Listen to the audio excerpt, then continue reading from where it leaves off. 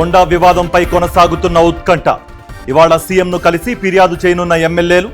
రేవంత్ రెడ్డితో సురేఖ భేటీ అయ్యే chance.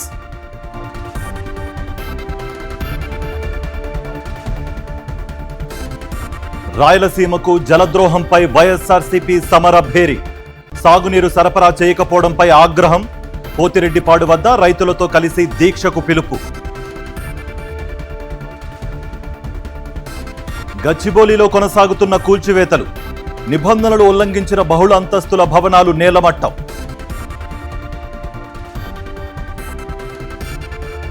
BJP office వద్ద టెన్షన్. ఫీజు బకాయిల దీక్షకు అనుమతి లేదన్న పోలీసులు. అయినా సరే నిరసన చేస్తామనంటున్న కాషాయ నేతలు. మహిళలకు ఫ్రీ బస్.